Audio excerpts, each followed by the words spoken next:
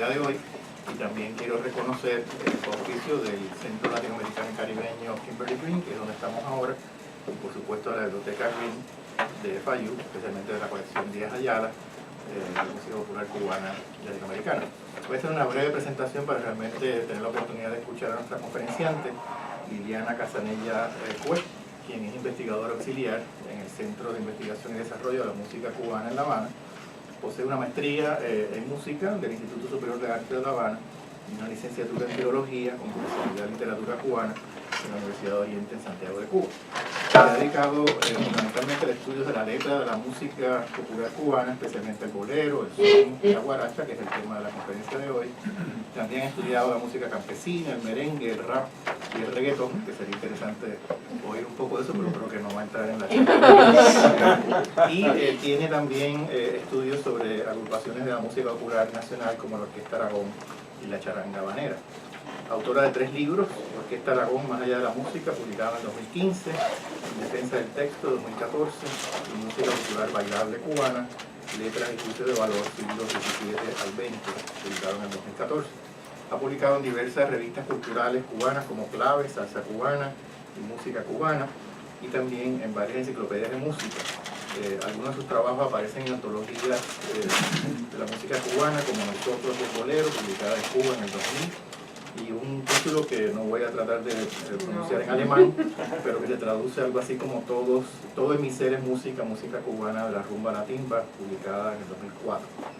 También ha dictado conferencias y participado en eventos nacionales e internacionales, tanto en Cuba como en otros países, y ha recibido varios premios por su trabajo de investigación musicológica, entre ellos el premio Catabro Cubano de la Fundación Fernando Ortiz y el Instituto Cubano del Libro en el 2014, mención en el premio de musicología de Casa de las Américas y primer premio de investigación de la Casa de la Cultura de Guanajara. Es miembro de asociaciones profesionales como la Asociación Internacional para el Estudio de la Música Popular, la Asociación de Estudios Latinoamericanos, LASA, y la Asociación Cubana de Comunicadores Sociales. Y por último, como muchos de ustedes saben, es recipiente de una de las becas de viaje Díaz Ayala del 2016, y con la particular distinción de que es la primera residente en Cuba que estamos recibiendo este año, y esperamos que continúe esta tradición. Así que sin más preámbulo, le damos la bienvenida a Liliana. Muchísimas gracias por estar aquí y por tener la oportunidad de presentar esta parte de la investigación, que evidentemente es solo un fragmento de una investigación en proceso. Yo conversaba con Verónica cuando estábamos trabajando ahí en la colección de que más que una investigación cerrada son puertas abiertas a todos los problemas de investigación que generan los estudios de música popular. En el caso en mío particular, yo no soy musicóloga, no soy músico, soy filóloga, por lo tanto mi acercamiento a los objetos de investigación tiene que ver más con las letras. Y más que las letras, el análisis formal, lo que me interesa sobre todo son la inserción de esos discursos de la música popular en las narrativas identitarias del país. Porque hasta este momento los discursos hegemónicos han privilegiado determinados segmentos de la creación, en los cuales las letras de las músicas de las expresiones bailables, que son lógicamente las más populares y de mayor arraigo en las audiencias, que hasta cierto punto han sido marginadas en los estudios académicos, pues visibilizan muchos conflictos y muchas situaciones en la vida cotidiana del país. Esto se inserta también con las tendencias más actuales de estudios que tienen que ver con el análisis de las prácticas cotidianas, en las construcciones de los discursos identitarios y en la comprensión de los entramados sociales. Y así por ahí es por donde realmente me interesa a mí dirigir la investigación. En el caso de la guaracha, el seleccionar el tema de la identidad y la inserción del discurso de la guaracha en estos procesos no tiene que ver con una cuestión chauvinista, sino más bien porque es la herramienta que a mí me sirve para poder entender por qué la guaracha ha devenido un género constante, recurrente a lo largo de toda la historia de mi país. Independientemente de que haya sido visibilizado más o menos en determinados periodos, y de que la bibliografía, las investigaciones que se hayan hecho hasta este momento, a mí me resulten, en lo personal, me resulten aún insuficientes. Determinando también, fíjense, usando como punto de partida el criterio de Rolando Zamora, identidad cultural, que considera que es la forma en que una comunidad asume de forma consciente en un discurso racional o como vivencia cotidiana, que es la parte que más me interesa a mí, toda manifestación o expresión de su ser espiritual y material creado durante su devenir histórico, hállese o no organizada como nación o Estado. Otros estudiosos también, como Ambrosio Fornés, también llaman la atención acerca del peligro de utilizar el criterio de identidad como homogeneidad, cuando sabemos que las identidades ni es una sola, y además tampoco es un concepto estático, sino que es una cuestión que totalmente cambiante y que hay tantas identidades como grupos y comunidades existen. Esto parece una verdad de perogrullo, pero hay que tener en cuenta las características de los estudios que han sido publicados hasta el momento. Y hago la atención sobre el hecho de estudios publicados, porque muchas veces hay muchas investigaciones importantes, muchos trabajos que existen que al no estar perpetuados en blanco y negro o no estar en las redes sociales, pues se pierden y no se conocen. Y solamente se acude a bibliografía que en muchas ocasiones resulta obsoleta, en muchas ocasiones han sido superadas ya por estudios contemporáneos, sin embargo no son las que más visibilidad académica tienen. Insisto en el análisis de la cotidianidad porque es una de las tendencias fundamentales ahora en los estudios que estamos llevando a cabo, sobre todo en el Centro de Investigación de la Música Cubana y en el Instituto de Investigaciones Culturales Juan Marinero. Si hasta este momento muchas investigaciones sobre música tendían más a los aspectos formales, estamos viendo ya cómo, sobre todo la musicología, la antropología, la filología, la sociología se van imbricando en una red ya bastante interdisciplinaria, yo diría que hasta transdisciplinaria, para poder entender estas expresiones de la cultura nacional.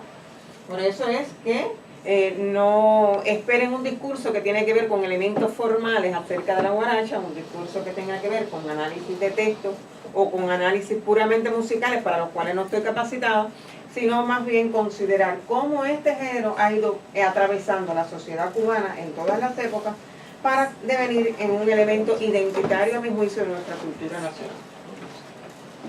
Primero, la música popular, porque funciona como expresión identitaria en la práctica cotidiana. Bueno, por estas razones mínimas que les pongo a su consideración. Participa activamente en las dinámicas sociales a través de sus actores, creadores, intérpretes y audiencias. Contribuye a visibilizar el discurso de las audiencias más populares, incluso las marginales. Se inserta en las narrativas que abordan los correlatos históricos, políticos y sociales del país, con un sentido que incluye lo local y lo transnacional, que tiene en cuenta aquellos procesos migratorios y los intercambios culturales no oficiales, en el sentido de ese traspaso que espontáneamente se produce con músicos de un lugar a otro, con la circulación de las grabaciones, circulación de repertorio, y que a veces no es lo que nos hace pensar en hasta qué punto un repertorio es auténticamente cubano, por utilizar un término, o puede ser caribeño o puede ser latinoamericano.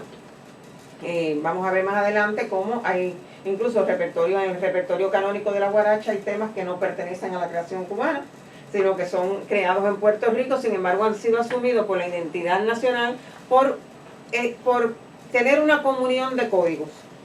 Y además también por las vivencias personales de esos participantes, de esos actores participantes en las dinámicas sociales del país, sin los cuales lógicamente sería un discurso impostado, sería un discurso forzado y no habría logrado esa identificación necesaria. Pensando por ejemplo en compositores como Rafael Hernández, que prácticamente no hay un repertorio cubano que no toque cachita, y cachita para algunos ya nadie, habrá en algún momento alguna generación que no sepa determinar si es cubano o es puertorriqueño. Y Capollito de Alelí. Entonces, como podemos ver, en el caso de la música popular, me interesa darle voz a aquellas clases sociales que son, en definitiva, las principales creadoras de este género, que por razones de comercialización de la música o por las cuestiones de difusión alcanzan un cierto nivel de visibilidad, pero que no forman parte de las clases empoderadas. Es decir, es ese discurso subalterno que va alcanzando un nivel de hegemonía, y de abajo hacia arriba, que va funcionando para entronizarse y que muchas veces, o la mayor parte de las veces, es fundamentalmente el objeto de la censura oficial. Yo dije en alguna oportunidad cuando presentaba uno de mis libros anteriores que la música popular casi siempre dice cómo somos, no como quisiéramos ser, porque realmente a través de ella manifestamos nuestra forma de hablar, nuestra forma de ver el mundo, nuestra forma de acercarnos a los conflictos sociales, sobre todo en Cuba. Y en el caso de la guaracha ha sido un pretexto a través de todas las épocas para dar una visión popular, una visión que ha resultado bastante trascendente acerca de aquellas problemáticas que han preocupado a la población nacional desde muchos puntos de vista y que ha sido de forma sistemática. Por ejemplo, ¿qué encontramos en los textos de la guaracha? Preocupaciones fundamentalmente políticas, porque el discurso mismo de la guaracha, a través de sus herramientas, como pueden ser el choteo, la burla, la picardía, el doble sentido, pues permite decir algo que no podríamos decir de forma literal, pero sí de forma subrepticia. Y así son esos recursos que se valen también de esas herramientas de nuestra idiosincrasia, como es esa tendencia a la burla, a reírnos de todo, a aparentemente no tomar en serio los problemas, quizás como una estrategia de supervivencia, lo que caracteriza el género de la guaracha. Ustedes van a ver que independientemente de las diferencias musicales que existen, que eso es parte de una investigación que deben acometer los musicólogos y especialistas, porque realmente no hay un solo tipo de guaracha, ni mucho menos. El texto, o sea, las características de la letra, la construcción de su narrativa, sí va a ser un hilo estable, va a ser un hilo conductor a través de lo que sería la configuración social del género en todas las etapas. Y hablo de configuración social porque también las tendencias más actuales acerca de la caracterización genérica en cuanto a la música popular tiene más que ver ya con esa forma en que se construye socialmente un género, en dependencia de sus escenas en las que se desarrolla, la forma en que las audiencias la consumen, cómo esos códigos de esa determinada música interpelan a los actores que participan de ella. Y por eso es que guaracha en Cuba puede ser muchas cosas. Y a veces los investigadores, cuando uno entrevista, te preguntan, ¿pero de qué guaracha me estás hablando? ¿De la guaracha del siglo XX o de la guaracha del siglo XIX? ¿O la guaracha del conjunto casino o de la guaracha de Ñico Saquito? Es que todas son guarachas. Y lo que son distintos tipos de guarachas que tienen un hilo conductor que desde mi punto de vista tiene que ver precisamente con ese interés en insertarse en las narrativas identitarias y aquellas herramientas textuales que sí permanecen estables en su caracterización genérica. La guaracha ha sido tan importante y que esas mismas características han ido permeando a otras manifestaciones de la música popular. Pensamos en el son, pensamos en el cha-cha-cha, pensamos incluso hasta en el contemporáneo y polémico reggaetón, en cómo ese doble sentido, esa burla constante, esa ironía, esos recursos, ya prácticamente forman parte de las narrativas de la música popular de la isla. A mi criterio parten de la guaracha, porque por la antigüedad que tiene. ¿Qué sucede? Que con los estudios de este género musical hay algunas problemáticas que todavía no están solucionadas en los estudios académicos cubanos. Aquí tienen algunas de ellas que son con las que yo he tenido que enfrentarme durante esta investigación. Pluralidad de criterios en cuanto a la caracterización musical del género. Al estar parcelados esas muestras de los análisis, a veces tenemos caracterizaciones que se refieren únicamente a la guaracha del 19, que tiene una característica y una estructura musical que difiere mucho de la del 20. O únicamente se hace referencia a los surgimientos y un nodo importante de la guaracha como género en el bufo y se va desconociendo el tipo de guaracha que sí fue participando de otras escenas sociomusicales. La indefinición respecto a sus orígenes, lo cual da la medida del nivel de antigüedad y de arraigo cultural que tiene. A veces la falta de información, bueno, ustedes todos son especialistas investigadores, saben que esa ausencia de información a veces también nos da mucha información. Porque cuando vamos en el tiempo vamos a encontrar las referencias un poco lejanas a mi juicio sobre la existencia de la guaracha. Sin embargo, lo que me llama la atención es que sonara como sonar, es decir, aunque no hay testimonios sonoros de esas guarachas, de alguna forma hay alguna especie musical que es identificada con este nombre. Es decir, no sabemos si tiene un apego muy grande todavía a los modelos hispanos, porque bueno, los especialistas dicen que proviene del tango andaluz y de otras manifestaciones hispánicas. No tenemos manera de saberlo, porque no hay partituras, mucho menos grabaciones, y por otra parte, al formar parte de un repertorio eminentemente popular, tampoco es interés ni de la prensa, ni de las publicaciones, dejar perpetuado ese tipo de contenido. Es decir, aparecen las referencias a la guaracha como música que se tocaba en el arroyo, música de la gentualla, es decir, lo que nos da la idea de que precisamente no va a ser el discurso guarachero el que va a aparecer en ninguna de las publicaciones legitimadas oficialmente. De las guarachas más antiguas, las letras aparecen en la compilación esa que todo el mundo conoce, que es del siglo XIX, que incluso ya está pasada por un tamiz de censura. Es decir, aparecen compiladas aquellas guarachas que a juicio de su compilador son las que pueden ser publicables y legibles, y está desdeñando otras que quizás no sabemos, pueden haber sido incluso hasta más populares que las que aparecen en esa compilación, pero que según el criterio, el sistema de juicios de valor no cumple con aquellos requisitos para ser legitimadas en blanco y negro.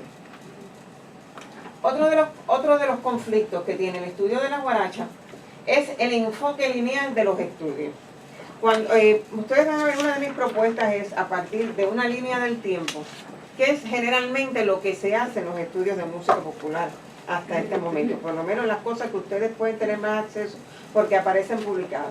Y da la impresión como que en nuestra música una cosa va detrás de la otra.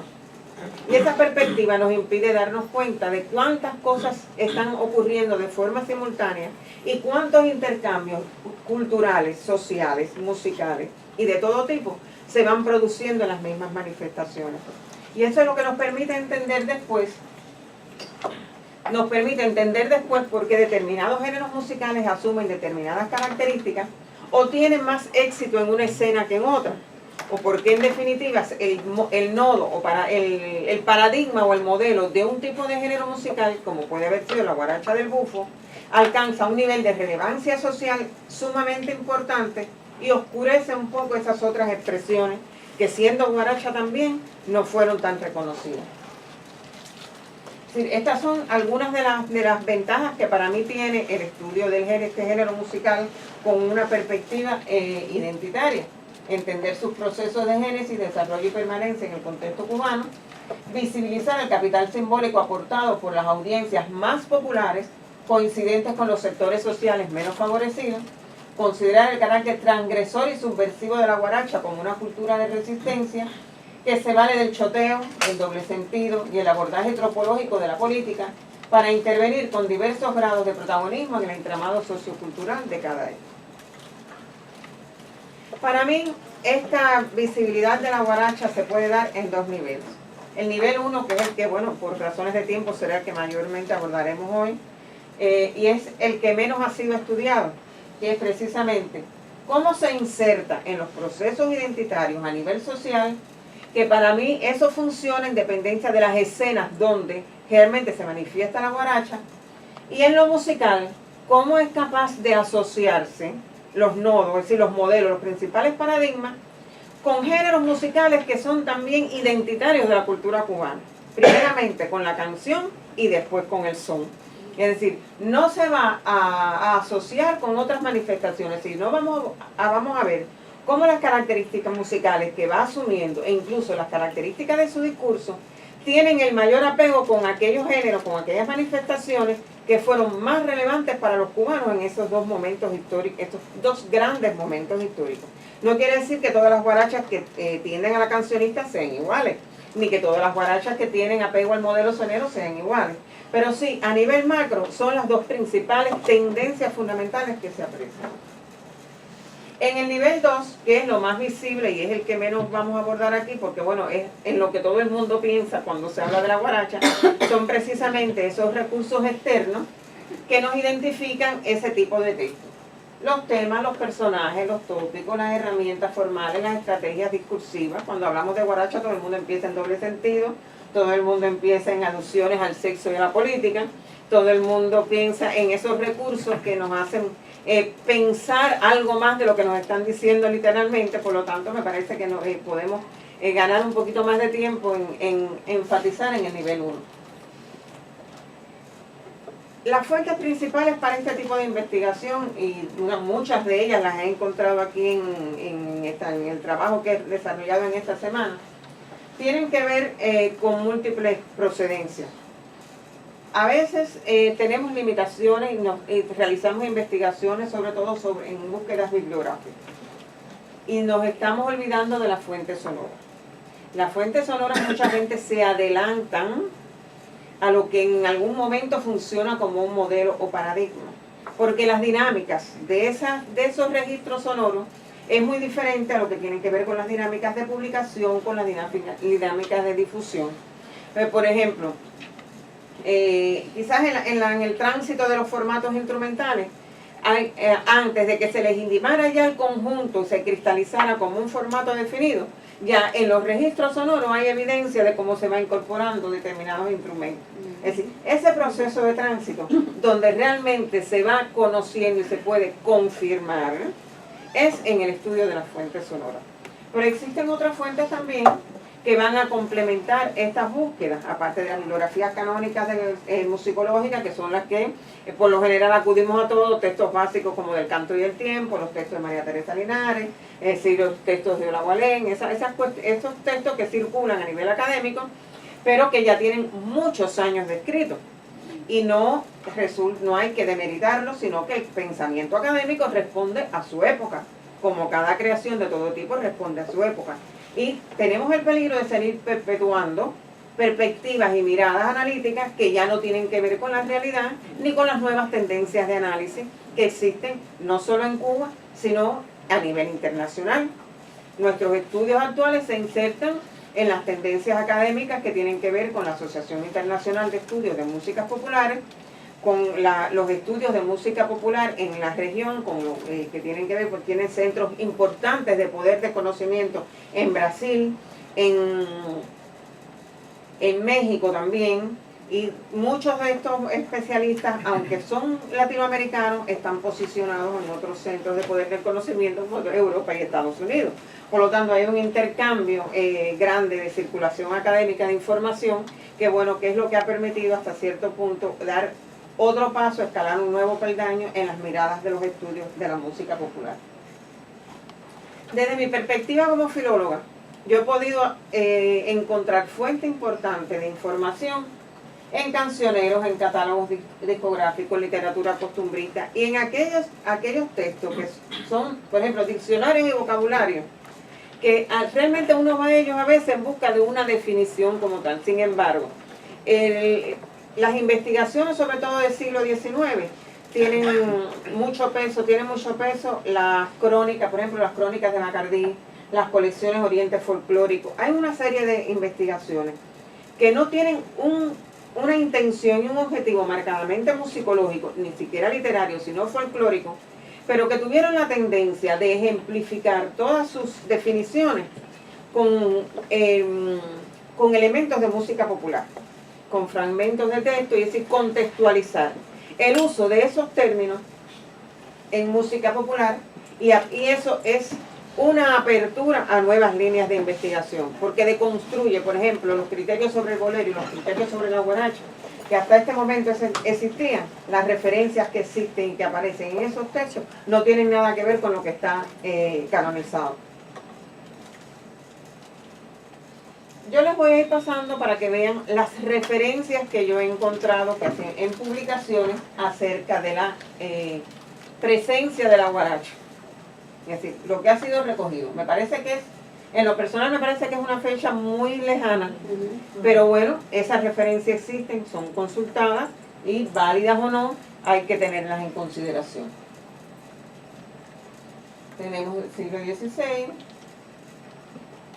siglo XIX, que es el periodo más importante, no solo en la formación de la identidad nacional, sino también en la inserción de la guaracha en múltiples escenas.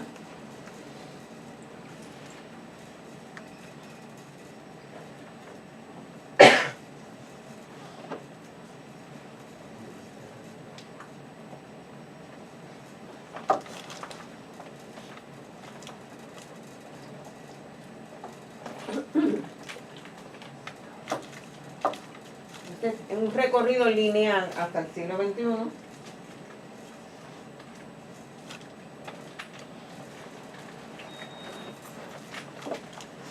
Que en la práctica a mí me ha funcionado de la siguiente manera. Ustedes me disculpen que no está muy bonito el diagrama, pero bueno, yo trataré de hacérselo lo más comprensible que pueda.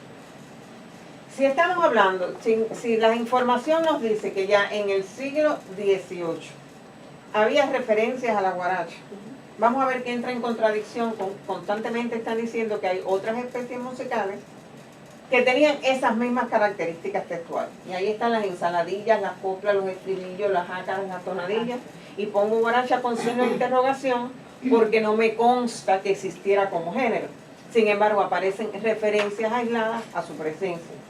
Lo cierto es que sea cual sea el nombre y sea cual sea la manifestación musical, sí hay las condiciones creadas para que la guaracha cristalice como un género que asume como características fundamentales el carácter satírico, la crítica mordaz, la atención a determinados grandes temas como puede ser la preocupación por la política y las alusiones sexuales a través del doble sentido.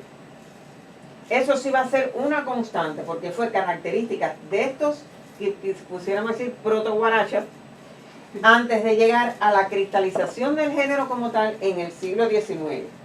Ustedes van a ver cómo en estos pequeños circulitos son espacios donde se desarrollaba la guaracha. En esos espacios va a estar mucho más cercano a lo que ha sido definido con la guaracha como género cercano a la canción. Y aunque yo traté de que se vieran transparentes para que se superpusieran y no lo logré, esto no es más que la interacción que se va produciendo entre todos esos espacios para dar lugar al primer nodo, modelo o paradigma de la guaracha, que es la que sucede, la que se construye en el bufo. Esa guaracha del bufo es una guaracha escénica porque incluye también la zarzuela. Hay guarachas de Ernesto Lecuna que están ubicadas en obras de este tipo, aunque no fueron las más importantes. Pero la guaracha del bufo, aparte de estas características, los temas que asume, forma parte de una escena que tuvo una vital importancia en la construcción de nuestra identidad nacional. Para nadie es un secreto cuáles estas manifestaciones sociales del teatro bufo, todas las connotaciones que tuvieron en los procesos políticos, en los procesos históricos, en las audiencias que participaban de esas expresiones teatrales, no solo como participantes y como público, sino también quienes eran los que escribían, para quienes escribían, en qué pensaban, es decir, porque la música popular tiene que ver con muchos resortes de comunicación y buscar la empatía con ese público al que se dirige, porque de lo contrario no funciona. Entonces, todos esos recursos y todos esos elementos ya se van a canonizar en el bufo, que va a tener elementos de esas guarachas callejeras, de esas guarachas trovadorescas, de esas guarachas que se desenvolvían en los bailes de cuna y de las que tenemos mínimas referencias solamente a través de la literatura costumbrista y tampoco tenemos idea de cómo sonaban. Es decir, el punto de comparación para tratar de entender qué sucedía en esa época va a ser la guaracha del bufo. Pero de ninguna manera se puede considerar ni que fueron ni las primeras ni las únicas. Otro tipo de guaracha que también es interesante, que estoy en proceso de estudiar, son las guarachas de campamento. Los que conocen las investigaciones del doctor Daniel Orozco, fallecido hace poco tiempo en La Habana, da la casualidad que las referencias a las guarachas de campamento que él encontró en los diarios de campaña formaban parte del archivo de mi abuelo. Mi abuelo era historiador, Juan Andrés Cuevada, él fundamentalmente estudió la historia de las tunas, la historia de Vicente García. Por cuestiones de su personalidad nunca se decidió a terminar de de publicar porque consideraba que siempre le faltaba algo y bueno, eso es una obra que quedó inédita. Pero tuve la suerte de crecer con esos diarios en mi casa y lastimosamente no tenía ni formación ni edad tampoco para saber con qué patrimonio tenía a mi alcance. Y me satisfizo mucho poder ver cómo esa información que aparecía en esos diarios campamentos, que muchas veces pude ver a mi abuelo trabajando y que por suerte nunca me dejaron jugar con ellos porque ya no existieron, tenían información importante acerca de las músicas que se escuchaban en estos espacios. El marcado interés político, ese marcado doble sentido, y en este caso muchas veces el lenguaje más osado y más mordaz está en estos espacios, porque aquí no había censura. Es decir, es un espacio donde la guaracha no se inhibe. La guaracha es una guaracha agresiva, es una guaracha que no tiene la preocupación porque no van a dejarme expresar el discurso que a mí me interesa, que es una limitante que se tiene en las que se producen en estos otros. Y en esos textos que recogió Danilo aparecen referencias a la contienda bélica, por supuesto Cuba-España, y después en algunos ejemplos que él pone aparece ya cómo se va modificando los sujetos y aparecen ya las contradicciones contra el ejército norteamericano. Pero eso es un campo de estudio que todavía está virgen, es otra línea de investigación abierta. Lo que sí hasta este momento casi todas son cuartetas, o más que cuartetas, estrofas de 4 versos, porque la cuarteta tiene una estructura muy específica y son casi siempre estrofas de 4 versos, composiciones muy cortas, es decir, no va a ser esa guaracha extensa y desarrollada con una dramaturgia ya textual que vamos a ver después, pero que sí es común en todos estos espacios. A partir de ese siglo XIX empieza la intersección con el son. Sabemos que el bufo cubrió un espacio temporal que abarca del 19 al 20, con momentos de mayor o menor protagonismo. Pero como es una expresión teatral también muy popular, no puede estar divorciado de lo que está sucediendo sonoramente. Entonces, si está haciéndose eco de las transformaciones del lenguaje, de los recursos de las narrativas populares, también tiene que hacerlo para estar en consonancia con lo que está sonando en la calle. No estamos hablando de la música legitimada socialmente y oficialmente, sino porque es lo que quiere oír, con qué se identifican esas audiencias que están participando como público. ¿Cuáles son esos recursos, esa terminología, esa sonoridad que estamos buscando? Entonces, y yo estoy recordando La Bella de la Alhambra, que ustedes recordarán, los fragmentos de piezas de Grenet que aparecían, que son estribillos soneros puramente.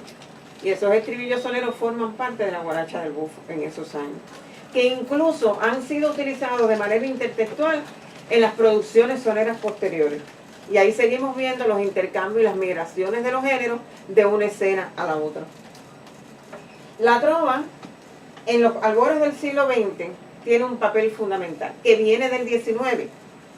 Pero tenemos un núcleo importante de trovadores que son creadores y consumidores de la guaracha, precisamente por ese estilo bohemio que tienen de su creación.